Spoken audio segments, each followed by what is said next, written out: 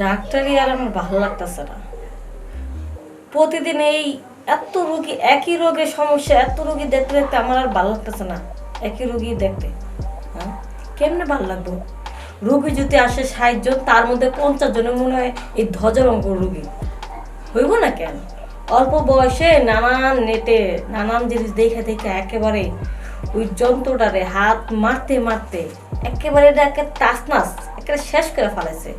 পরে বিয়ে হয়, বিয়ে করার ২-৩ বছর একটু পাওয়ার দেখায়, খেলার চাপ দেখায়, তারপরে একেবারে ড্যামেজ হয়। এই যে ড্যামেজ হয়, শরমে তো একেবারে ডাক্তারের কাছে আসতেই পারে না, একেবারে মানে ড্যামেজ ওভারটেক হয়ে গেলে তারপরে ডাক্তারের কাছে আসে এটা দাঁড় করে দেয়।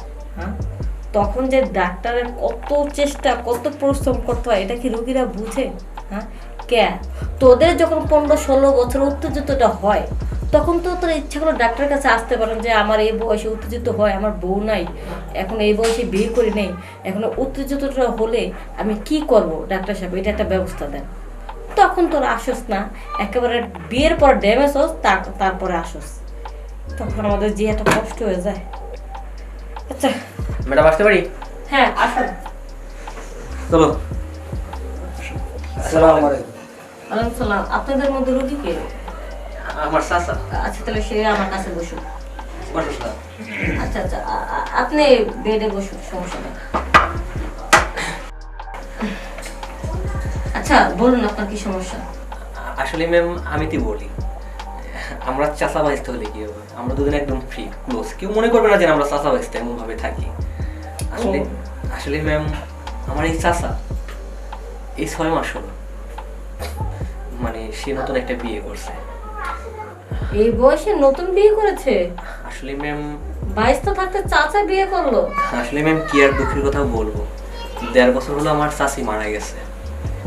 চাচি মারা যাওয়ার পরে আমার চাচা একা একা থাকতে পারে না। পরবর্তীতে চাচাকে আমি বিয়ে করব, বিয়ের জন্য পাগল হয়ে গেছে, এই জন্য চাচাকে বিয়ে করে দিছি। আপনার এক পাও গেছে কবরে, আর এক পাও জমিনে। এই ১.৫ বছর হচ্ছে আপনার বউ মারা গেছে, তাতে আপনি এত পাগল হয়ে গেছেন? এই দেখে তো মনে হচ্ছে যে আপনার ইঞ্জিনে কোনো পাওয়ার নাই, আপনি আবার বিয়ে করতে গেলেন কেন? শোনেন, ম্যাডাম কথা তো এটাই, আসলে আমার চাচাকে বড় আশা করি বিয়ে করেছিলাম যে তার যখন ইচ্ছা বিয়ে করবে, হয়তো বা পরিবারের মধ্যে মীমাংসা থাকবে, মিল থাকবে, মহব্বত থাকবে, কিন্তু বিয়ে করার পরে ২-১ মাস পরে চাচি তার সাথে সবসময় উঠতে দাঁড়িয়ে, বসতে দাঁড়িয়ে, খাইতে দাঁড়িয়ে, সবসময় দাঁড়িয়ে দেয়। এই তো গতকাল রাত্রিতে আমার চাচি তো রাত ১২টা ১২:৩০ সময় ঘর থেকে গলা ধাক্কা দিয়ে বের করে দিছে। মানে আসলে আমার চাচিটার বয়স তো মাত্র ১৮ বছর। 18 বছর একটা মেয়ে ৬০ বছরের লোকের সাথে বিয়ে দিল? আচ্ছা, আপনি এই বয়সে বিয়ে করেছেন কেন, কিসের জন্য? দেখেন, মানুষ বাস্তব জীবন থাকলে সঙ্গী দরকার আছে। নিজের দেখাশোনা করার জন্য, এই তো। বিয়েটা বিষয় না, বিষয়টা হলো সঙ্গী দরকার। ও আচ্ছা আচ্ছা। এখন মানুষ কিন্তু বৃদ্ধ বয়সে, আমার চেয়ে বয়সে বেশি করে জীবনযাপন করবো। এখন বাঁচতে কি বলছে, নিয়ে আসছে, আমি আসবো না, জোর করে নিয়ে আসছে। আসলে ম্যাম আপনি নিজেই বলুন, এই প্রতিদিন এই চাচা আর চাচির কি ঝগড়াঝাটি করা আমি লাগে? বুঝতে পারছি, আসলে সে বিয়ে করেছে, তার একটা সঙ্গী লাগবে, তার বয়স হয়ে গেছে, একটু দেখাশোনা করার জন্য, সেই হিসাব করে। কারণ কাছে একটা মানুষ না থাকলে কখন কি হয়ে যায়, হুট করে একটা সবসময় তো আত্মীয় স্বজন পাওয়া যাবে না, তার হিসাবটা ঠিক আছে। কিন্তু আপনি যে বিয়ে করেছেন, আপনার মতো একটা বয়স্ক মহিলাকে বিয়ে করতেন, তার বেশি একটা চাহিদা থাকতো না, মানে ওই জিনিসের প্রতি। এখন আপনি যে বিয়ে করেছেন 18 বছর একটা মেয়ে, তার তো অতিরিক্ত প্রতি রাত্রে বাড়বে, আর প্রতি রাত্রে যদি আপনি যদি তার মেশিন যদি ঠিক মতন চালাতে না পারেন, তো ঝগড়া কেন? আপনাকে তো মেরে ফেলতে পারেন। ঝগড়া তো বিষয় না, বিষয়টা হলো আমরা বিয়ে করছি, আমারও দরকার, তারও দরকার। তার আমি যে বয়সের, আমার যে বয়স, ওই সীমাবদ্ধ রেখে তো আমারই করে। এখন ওর যে চাহিদাটা সব তো আর পূরণ করা সম্ভব না। না, এটা তো সবার বেলায়, যখন মানুষের বয়স বৃদ্ধি হয় তখন রোগ পায়। হ্যাঁ বুঝতে পারছি। এখন যে আপনার সমস্যা, এটা কি সমস্যা দূর করতে হবে? হ্যাঁ অবশ্যই। মানে আমার চাচা যেন আমার চাচিকে ঠিক মতো কন্ট্রোল করতে পারে, করতে পারে সেই রকম একটা চিকিৎসা। তাছাড়া আপনি অনেক নাম শুধু আমি না, আচ্ছা আচ্ছা রাখো, শোনো, তুমি চুপ করে দাও। তাছাড়া আপনি অনেক নাম ডাক শুনছি যে আপনি অনেক ভালো ডাক্তার, গাইনি বিশেষজ্ঞ, মানে ভালো চিকিৎসা দেন। আপনার কাছে যে কোনো রোগী এসে হ্যাঁ, আমি যৌন বিশেষজ্ঞ ডাক্তার, তবে আমি এই রোগে ভালো চিকিৎসা দিতে পারি। সেই জন্য বিয়ে করে ফেলেছে, যতদিন ওই গাড়ি আছে তা যতদিন সে ড্রাইভার হিসাবে চালাবে তার তো চালা রাখতেই হবে। তো ভয়ের কোনো কারণ নেই, চিন্তার কোনো কারণ নেই। আমি দেখুন আমার হাতে এটা একটা মালিশ দেখতেছেন না, আপনারা রাতে খাওয়া দাওয়া করবেন, খাওয়া দাওয়া করার সাথে সাথে তো শুবেন না। এই খাওয়া দাওয়া করার পরে অর্ধেক রাতের বেলা উঠবেন, ওইটা আপনার বউকে বলবেন এটা দিয়ে ভালো করে আপনার ওই যন্ত্রের মধ্যে মালিশ করলে দেখবেন একেবারে কারেন্টের খাম্বার মতন দাঁড়া যাবে, আপনার কোনো সমস্যা হবে না। সারা রাত আপনার বউকে তৃপ্তি দিতে পারবেন, আর কোনো কিছু প্রয়োজন নেই, শুধু এই মালিশটা। যে কি কি করলেন? আর সারা রাত আপনার বুকে তৃপ্তি দিতে পারবেন, কোনো কিছুর ব্যবস্থা, কোনো ওষুধ পানি কিচ্ছু লাগবে না। এই মালিশের এত পাওয়ার। আমার বিশ্বাস হয় না। কি বললো বিশ্বাস হয় না? এখানে বিশ্বাসে কি আছে? আমি ডাক্তার, কোনটা ভালো মন্দ আমি বুঝবো না? এই আমি বাস্তব না হইলে আমি এটা বিশ্বাস করি। আসলে ম্যাম বিশ্বাস করেছেন কি লিগে আমি বলি, এ তো আমার চাচা তো আরো আগে থেকে চিকিৎসা করেছে, ধরেন যে সব মলম, তারপরে বিভিন্ন ঔষধ ডাক্তারের কাছে, তারপরে গাছগাছার যে ওষুধগুলো দেয় কবিরাজে, সব ওষুধই খাইছে। যখন চাচার সুফল পাইনি তখন থেকেই চাচার বিশ্বাসটা ভেঙে গেছে। শুনুন, আমি বুঝতে পারছি আপনি একেবারে অনেক ডাক্তার কবিরাজ বাইটা খেয়ে তারপর আমার কাছে আইছেন। আপনার মতো এমন রোগী 50 জন 60 জন করে আসে আমার কাছে, জানেন? একেবারে ডাক্তার কবিরাজ বাইটা খেয়ে তারপর আসে, কোনো ডাক্তার চিকিৎসা করতে পারে না, তখন এই লাবণী চিকিৎসা করতে পারে, বুঝতে পারছেন? এই জন্য আপনার তো একেবারে বেশি মনে করেন ড্যামেজ দেখা, বয়স বেশি দেখা, এই খুব পাওয়ারওয়ালা মলমটা দিচ্ছে। এটা আমি বেশি দিই না, কারণ এটা আমার হাতে বানানো মলমটা। এটা আমি বাইরের থেকে বিভিন্ন রাষ্ট্র থেকে গাছগাছালি আইন না, নিজের হাতে নিজের মেডিসিন দিয়ে আমি ব্যবহার করি। এই জন্য এই মালিশটা শুধু যারা একেবারে ডাক্তার কবিরাজ একেবারে ধ্বজভঙ্গ হয়েছে তাদেরকে আমি দিই, আর অন্যান্য রোগীদের সাধারণ ক্ষেত্রে কোনো ওষুধ পানি দিলে ঠিক হয়ে যায়। এখন যদি আপনি বিশ্বাস না করেন তাহলে আমার করার কিছু নাই। আচ্ছা ম্যাম, তাহলে আপনি একটু চাচার সাথে কথা বলেন, আমি একটু বাইরে। আচ্ছা ঠিক আছে। বিশ্বাস হয় না। চাচা, ম্যাডামের সাথে ভালো কথা বলছি, আচ্ছা, ঠিক আছে? হ্যাঁ, কথা বলতেছি, তুমি বসো। আপনার যদি বিশ্বাস না হয় আপনি একটা কাজ করতে পারেন, কিছু মনে না করে আপনি এখান থেকে 1 ফোঁটা নিয়ে আপনার ওই জায়গায় একটু মালিশ করেন। ঠিক আছে, এটা সম্ভব। হাত পাতেন, হাত পাতেন। হ্যাঁ, আর ইচ্ছা মতো ডলে।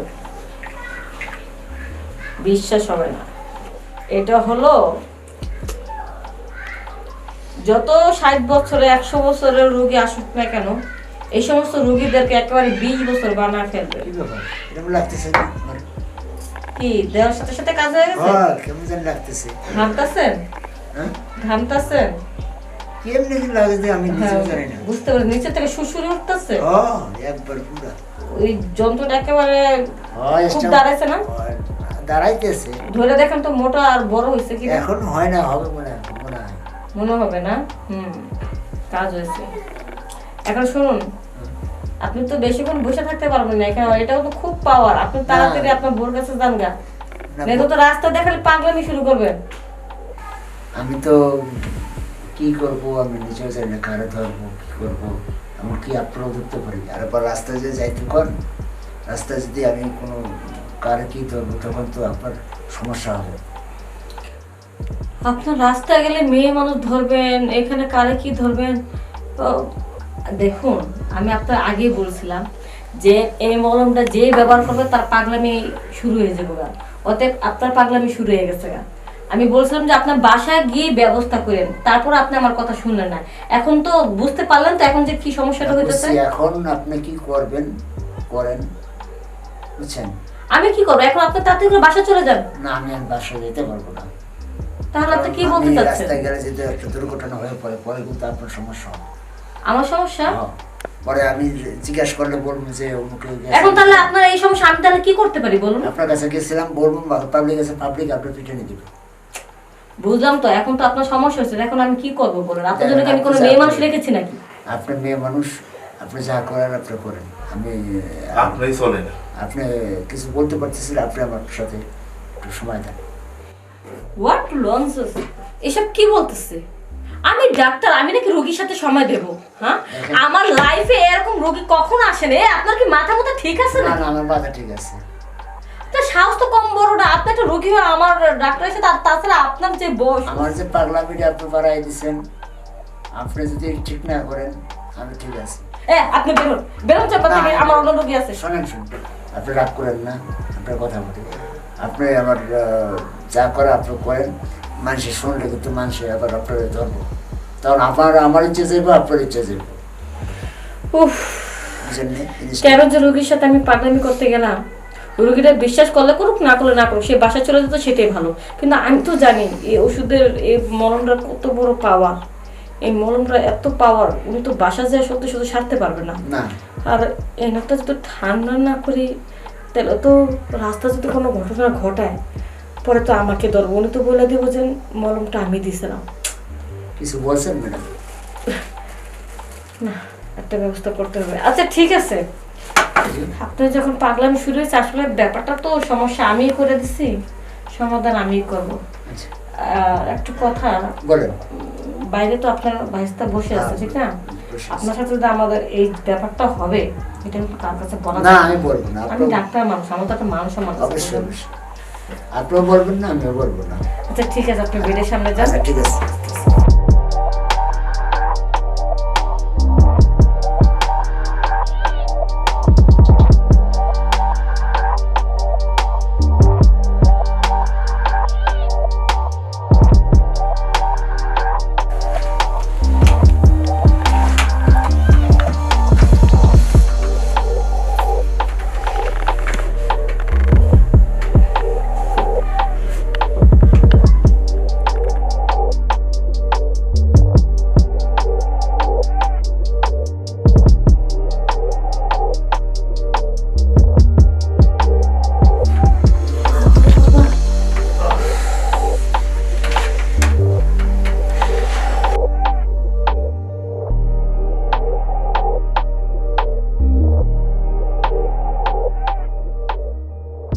দেখুন, আপনাকে একটা কথা বলি। জি বলেন। আপনি কি সত্যি 18 বছরের মেয়েকে বিয়ে করেছেন? শুনুন, একটা কথা বলি। আর বিয়ের দরকার ছিল 18 আর 20 বুঝি না, আমি পছন্দ হয়েছে নিয়ে আসছি। আচ্ছা, সেটার মেয়ের বয়স কি 18? হইতে পারে। আপনার ভাইস্তে তো বললো 18 বছরের মেয়ে, কারণ আমার বিয়ে হয়েছে 10 বছর হয়েছে, স্বামী বিদেশে থাকে 5 বছর ধরে। জি।